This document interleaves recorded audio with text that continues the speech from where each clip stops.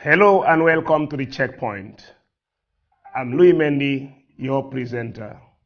Well, on the Checkpoint tonight is lawyer OUSAINOU Darboe, the Gambia Foreign Affairs Minister, who also doubles as the leader of the United Democratic Party.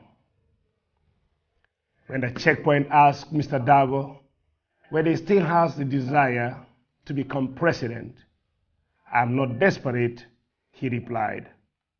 For more on this interview, follow Ablaisi. Honorable OUSAINOU Darboe, Minister of Foreign Affairs, welcome to the Checkpoint. Thank you very much. We start with the obvious. What is the Gambia's ultimate foreign policy goal? Well, Gambia's ultimate foreign policy goal is to promote Gambia's interest. Like? In every sector. Yeah. Forging good relationship, with all nations, and paving the way for other ministries, other sectors, to enter, the world, to pursue Gambia's legitimate interest in the sectors which fall within their responsibilities. Okay. So our ultimate goal is really to put Gambia prominent among the community of nations, and really to push Gambia's interest with all legitimate means. The former government or president was accused of not playing to international standards. That is, they isolated the Gambia due to their policies.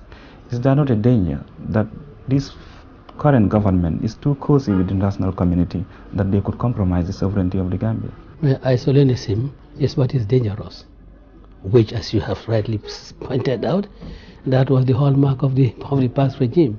So we are breaking that isolation.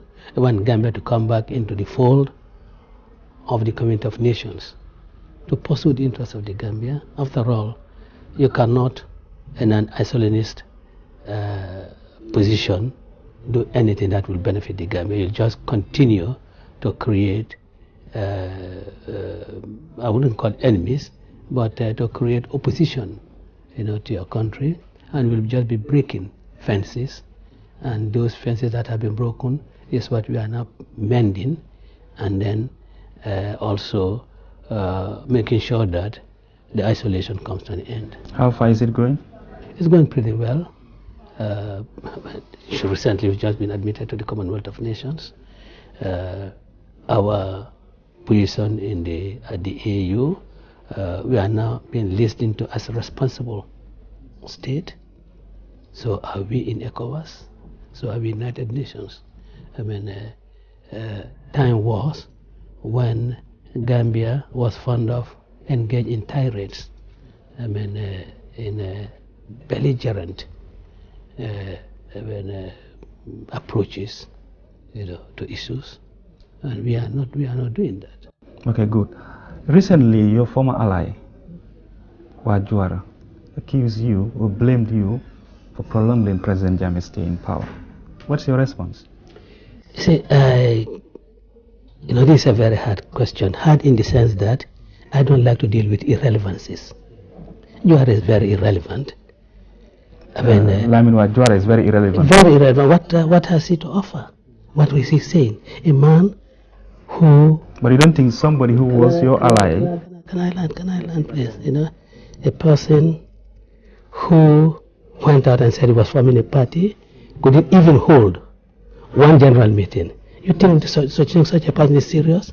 A person whose party, did not even command the size of the Gambia Red Cross.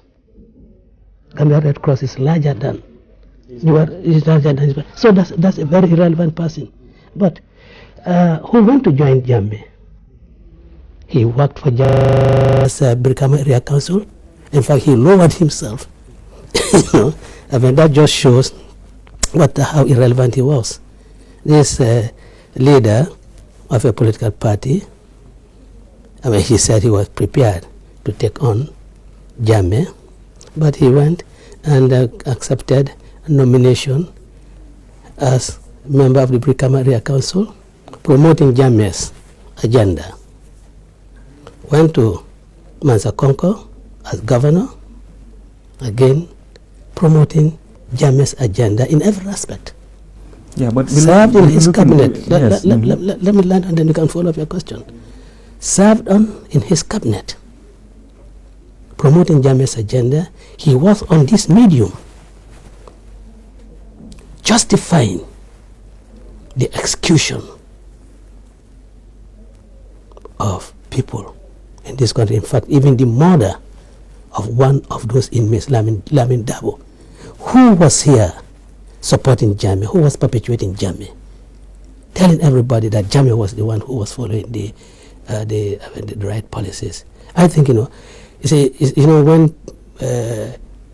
what he's trying to do to try to get some attention, but he's so irrelevant that I do not think that I should. That's why I say this is a difficult question, because I want to deal with relevant issues, yes, not irrelevant issues. He's just speaking on this question because he was a former ally and he had been in your inner circle. If he should come out now and say such comments about you when he's been with you for so long, it makes a point on the side of your critics saying this was an ally and now what he's saying. Well, you have to again size him up. Even though he was in the UDP, okay, we can move on. Let me just deal with this ally thing. Even though he was in the UDP, but he was not what you call the inner circles. Juara doesn't know anything about it. Otherwise, if he knew with the loose mouth and loud mouth that he is, he would have been saying that this is what UDP did, this is what UDP did. So he didn't know anything about UDP. He was not part of the inner circle. He was just there, filling a position, adding to the number, but he was not in the inner circle. Okay, good. What's your position on the new government policy to control the use of government vehicles? Well, the Minister of Finance is taking steps to put the economy on a very sound footing, discourage wasteful spending, and that essential users of the vehicles would continue to use the vehicles. It is not a policy that goes across the board that everybody. No, you have the essential users. People in the security, in the hospitals, field workers in the Ministry of Transport Works and Infrastructure, and the Lands Office.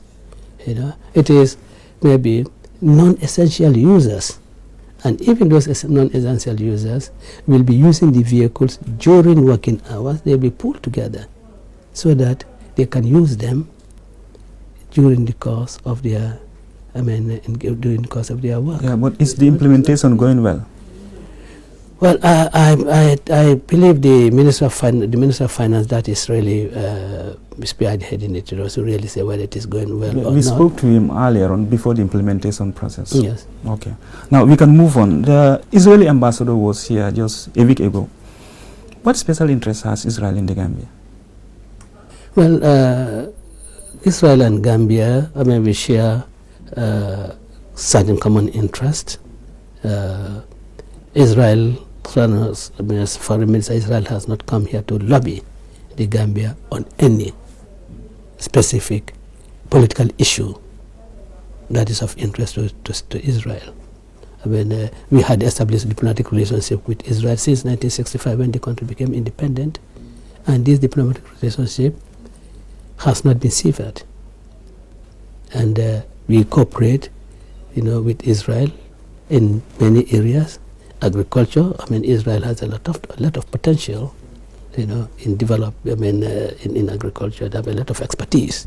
On the Palestinian issue, where does the Gambia stand? Well, the Palestinian issue, Gambia has never compromised its position on Palestine, is that the Palestinians are entitled as of right to self-determination and of their country, and that is an issue that you've put that to Israel. Of course, Israel knows that. Israel knows that, and of course that's why I say that I have not come here to do anything with any political issues. And of course, I mean, we know that Israel has a relationship, with many countries, in the Muslim world, even in the Middle East, in the Gulf states. They are doing business with them, and we cannot.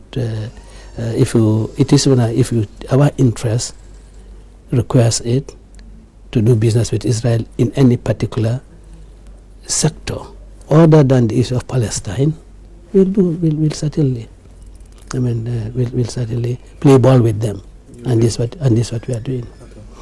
I'm gonna ask a personal question. You suffered tremendously under the former government. Do you wholeheartedly forgive President Jammeh for what happened in the past? When I went out of prison, I said so. You still stand by that? I said so.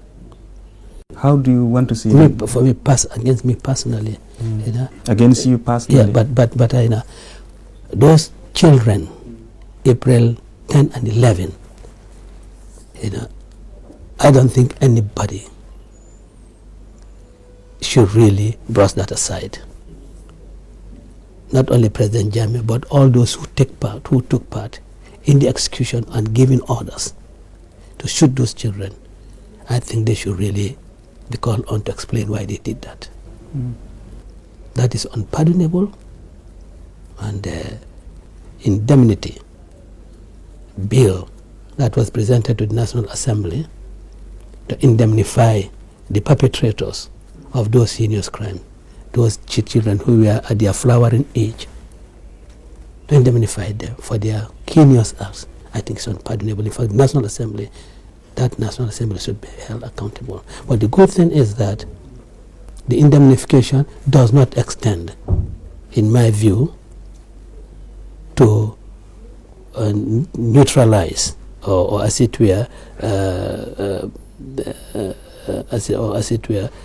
exonerate them from criminal responsibility. For me, it was just, getting them exonerated from civil responsibility, because that's the whole tenor of the Indemnity Act. That's going to take a lot of deciphering by lawyers. Going to be a very complicated issue.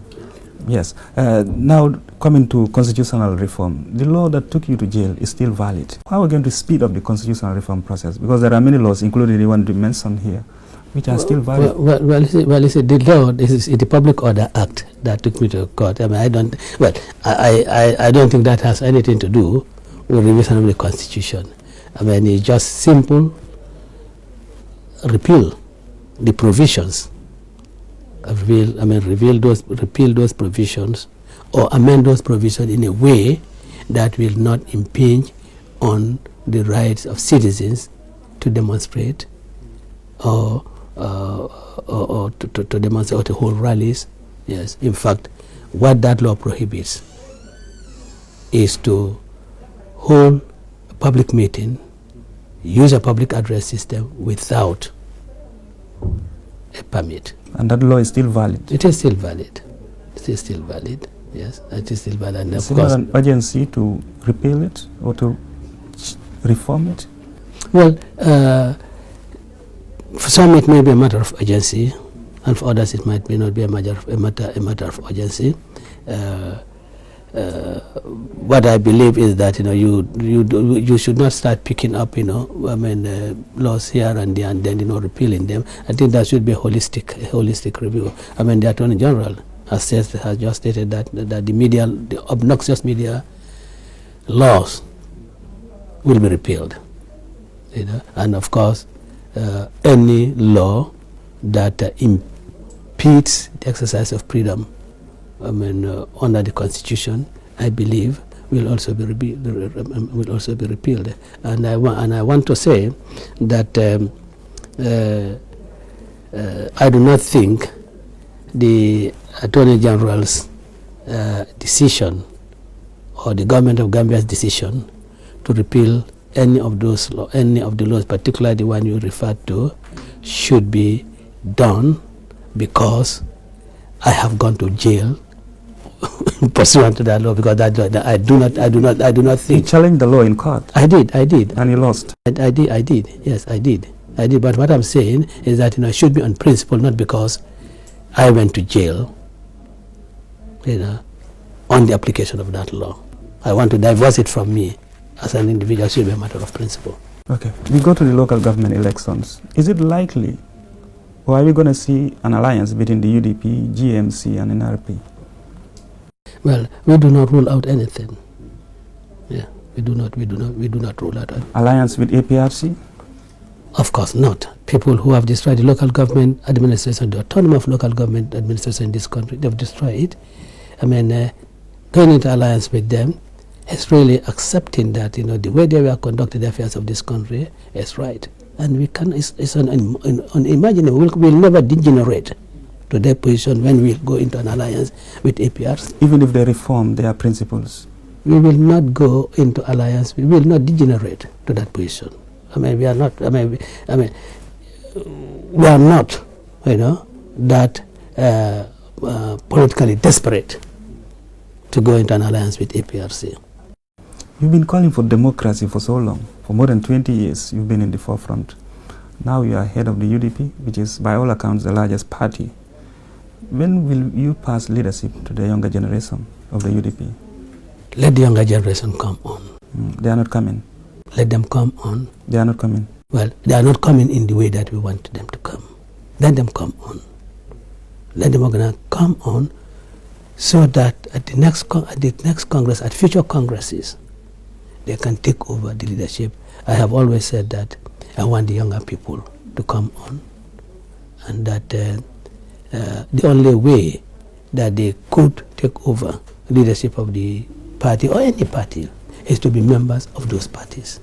You do not expect us to go in the street or to go up and say, Mr. C, come, we want to make you the secretary of the party, because we do not know in the first place whether you espouse the ideas of the United Democratic Party. So we will not go and handpick people. You want people to come? Let them come and manifest their interest. And of course get into the fold of the party and work, within and for the party. Then of course, I mean, we are not there in the mind leading the party till death do us part. No. Does that mean, should a younger person present himself now, you are likely to step down for that guy? Well, go to the Congress, younger person comes in, with vision, which you to present to the party membership, and of course, we'll step down. I'm going to ask you a question that has been asked over and over. Are you still interested in being president of the Gambia? You see, my pursuit all these years was really not that by hook or by crook I'll be president of the Gambia. I'm not desperate to be the president of this country. What I have always been desperate about was that there must be a change in the way and manner this country is administered. That democracy. Have we got that change? That democracy and the rule of law must be enthroned. Are we in that stage now? Well, I think we are reasonably working towards that. Towards that goal, and this is why, the last question had, the other question had, this is why younger people have to come in. So that means take over the leadership. That means your job is now done. You're no longer interested. But what I'm saying that is that I'm interested really in seeing democracy and the rule of law enthroned in this country, and this we are working on. And we are doing very well. That means we are no longer interested. And we are doing very well, And my interest or no interest in the becoming president of this country is that I am not desperate to be the president of this country.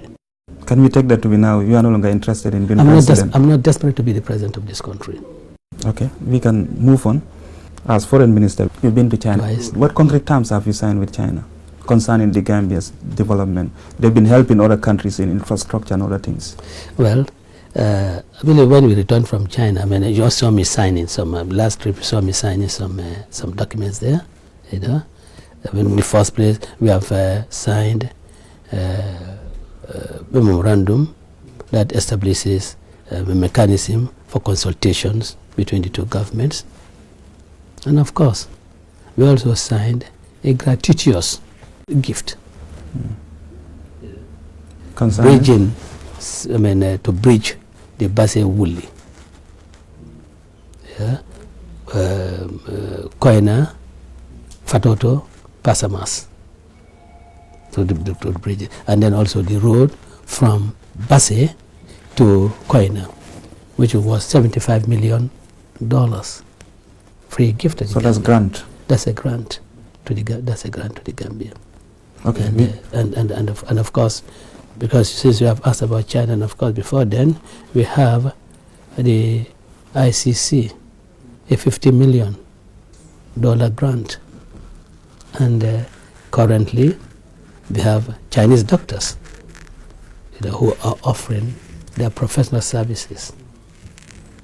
What is China asking in return for all this support to the Gambia? China's grants is unconditional.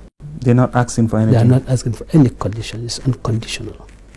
Yes, it's unconditional. Yes. It's unconditional. Unconditional. Their relations with Sri Lanka, they've been supporting Sri Lanka. With China? China for many decades. They built ports. They did so many wonderful things down there. On conditions like what they tell you, it is unconditional. And they nearly bankrupt the country now. Well, are we not worried? Are we not worried that China... I do not in what way they have nearly bankrupt. Yeah, because they come and Sri Lanka. tell you, we are not asking for anything, but they have commercial interests. When they come, they say they want to do something like business. Obviously, you will open your doors to them because they'll build your highways, your bridges, or whatever. In the end, they control the economy. Are we not worried? Well, we are not worried about that because we can always guard ourselves against that. How? Whatever is done by negotiating conditions and terms that are favorable to us. Closer home in Zambia, this is a similar problem. What I'm saying that if any such occasion arises, we will negotiate in ways that will be favorable to the Gambia. We are not just to give away because you built us an ICC and a $75 million road and bridge projects. That we lead to the destruction of Gambia's economy, or as you said, quote unquote bankrupt the country. And I'm not sure whether Sri Lanka has been made bankrupt. I'm not sure of that, by China. But what I'm saying is that will not happen to us. Yeah. Back to politics. 2-term limit. What is your position? 2-term limit for the presidency. Well, I think that has been the call by Gambians, even when the Constitution, the 1997 Constitution, when it was being crafted. That is what Gambians asked for. 2 terms of 5 years each. Yeah, so that after 2 terms, you cannot run again. You cannot run again. It doesn't, of course, prevent one running for 5 years. Maybe at the elections you are defeated, and then try your chance again for another 5 years. It does not really take away. It should be 2 consecutive. You cannot run for 2 consecutive. You cannot run for 2 consecutive terms, and I think there's a lot of sense in that. It affords stability, and within the party that one belongs, and even with other parties that is not in government. They know that what President Y will be out at the end of 10 years. What about even within your party? The second round? Well, second round is also one that is gaining currency, in many places, particularly in Africa. Currently, we had the simple majority system. I know. What I'm saying that the second round is really gaining currency in many countries, particularly in Africa. In the United Kingdom, we don't have a second round. In the United States, you don't have a second round. And then let me say, India, in this. Which one do you favor? A simple majority or? Well, because of the infancy of our democratic practices, I think a second round is needed, is essential. But when we go on and we mature, then really, then you can think of doing away with it, because I mean all these places I've referred to, they are very mature democracies, and the elections are held, in a atmosphere that is,